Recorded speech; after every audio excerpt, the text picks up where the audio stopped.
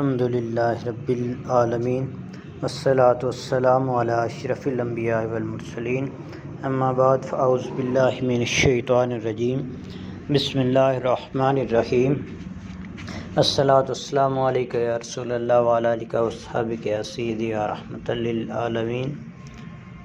اسلام ایک مکمل ضابطۂ حیات ہے جو تہمات و جہالت سے مبرہ ہے۔ اسلام کے تمام احکام پائے تکمیل کو پہنچ چکے ہیں۔ اس دین متین میں خرافات اور توہمات کے لیے کوئی جگہ نہیں۔ ماہ صفر قمری مہینوں کی لڑی کا دوسرا موتی ہے۔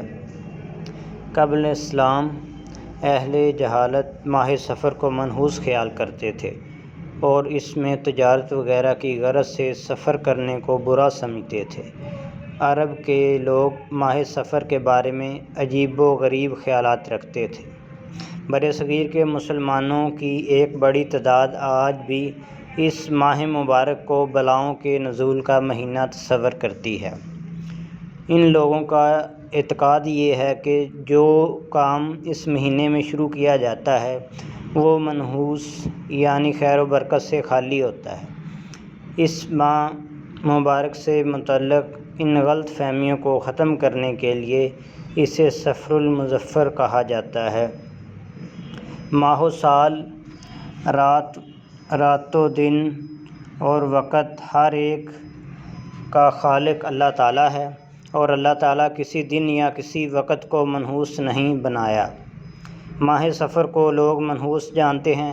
اس میں شادی بیاہ نہیں کرتے، لڑکیوں کو رخصت نہیں کرتے، سفر نہیں کرتے، سفر کرنے سے گریز کرتے ہیں، نیز دیگر اس قسم کے کاموں سے پرہیز کرتے ہیں۔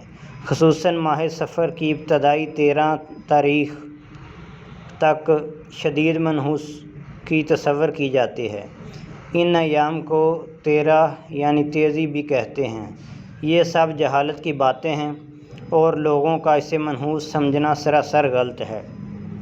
اللہ تعالیٰ نے قرآن مجید میں ارشاد فرمایا، وہ لوگ مسلمانوں سے بولے کہ ہم تمہیں منحوس سمجھتے ہیں۔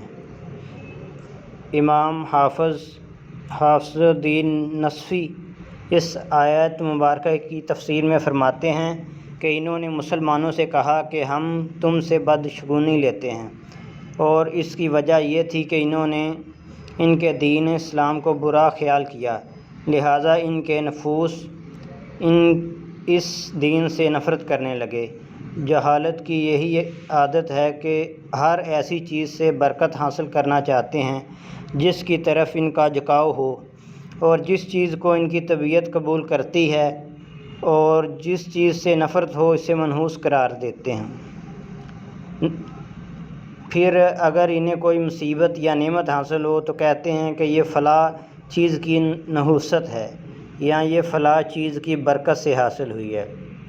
حضرت سیدنا ابو ہریرہ رضی اللہ تعالیٰ عنہ سے روایت ہے کہ حضور نبی اکرم صلی اللہ علیہ وآلہ وسلم نے فرمایا، کوئی بیماری متعدی نہیں اور نہ بدفعلی کوئی چیز ہے، نہ الو کا بولنا کوئی چیز ہے برا اثر رکھنا، اور نہ ہی ماہ صفر منحوس ہے۔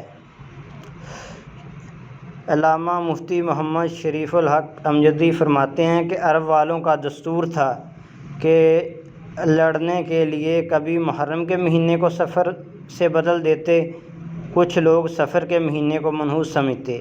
اس حدیث میں اس بات کی نفی فرمائی گئی۔ علامہ زرقانی رحمۃ اللہ علیہ فرماتے ہیں کہ علامہ بیضاوی نے فرمایا کہ حدیث پاک میں جو فرمایا کہ صفر کوئی چیز نہیں، اس سے ماہ صفر میں بکثرت بلاؤں سے متعلق توہمات کی نفی کی گئی۔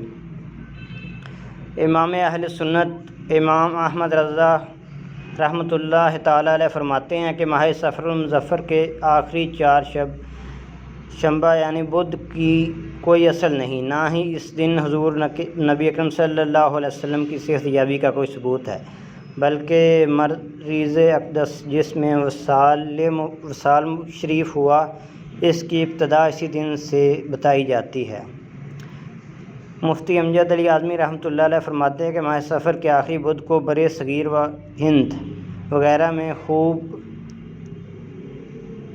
منایا جاتا، لوگ اپنے کاروبار بند کر دیا جاتے، سیر و تفریح کا شکار ہو جاتے، پوریاں پکتی، نہاتے دھوتے، خوشیاں مناتے اور کہتے کہ حضور نبی اکرم صلی اللہ علیہ وسلم نے اس روز غسل صحت فرمایا تھا اور بیرون مدینہ طیبہ سیر کو تشریف لے گئے تھے۔ یہ سب باتیں بے اصل ہیں، بلکہ ان دنوں میں حضور نبی اکرم صلی اللہ علیہ وسلم کا مرض شدت اختیار کر گیا تھا، لہٰذا یہ سب باتیں خلاف واقعہ ہیں۔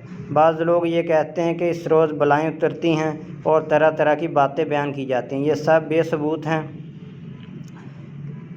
حکیم الامت حضرت مفتی احمد یار خانوی رحمۃ اللہ علیہ فرماتے ہیں کہ 20 صفر کو توریز کا یعنی 40واں نکالا جاتا ہے، جس میں چند طرح طرح کے جلوس اہل بیت سے نہ کبھی تارزداری کے اور نہ علم نکالنا، نہ سینے کوٹنا، نہ ماتم کرنا، لہٰذا ایسے مسلمان یہ کام ہرگز نہ کرو ورنہ سخت گناہ گار ہوں گے۔ خود بھی ان جلوسوں سے بچو اور نہ کسی کو شریک ہو، اپنے بچوں اور اپنی بیویوں دوستوں کو بھی اس سے روکو۔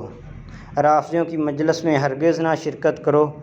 سفر کے آخری بدھ کو مسلمانوں کے گھر پوریاں پکائی جاتی تھیں، خوشیاں منائی جاتی تھیں اور لوگ عصر کے بعد ثواب کی نیت سے جنگل میں تفریحات کرنے جاتے تھے اور بعض جگہ پر پرانی مٹی کے برتن پھونک کر نئے خریدے جاتے۔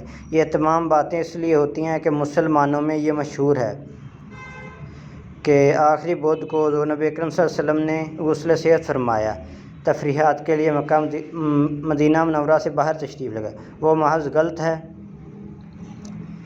اس لیے حدیث مبارکہ اور اقوال علماء کی روشنی میں یہ بات ثابت ہوئی کہ کوئی دن اور کوئی مہینہ منحوس نہیں، لہٰذا اس قسم کی جاہلانہ باتوں سے بچ کر اچھا گمان رکھنا چاہیے۔ اس لیے ہمیں چاہیے کہ اس طرح کی سب بے بنیاد باتوں سے دور رہیں اور دین کی طرف راغب ہوں اور دین سیکھنے کی کوشش کریں۔ اللہ تعالیٰ کی بارگاہ میں دعا ہے کہ عمل کی توفیق عطا فرمائے۔ وآخر دعوانا الحمد للہ رب العالمین۔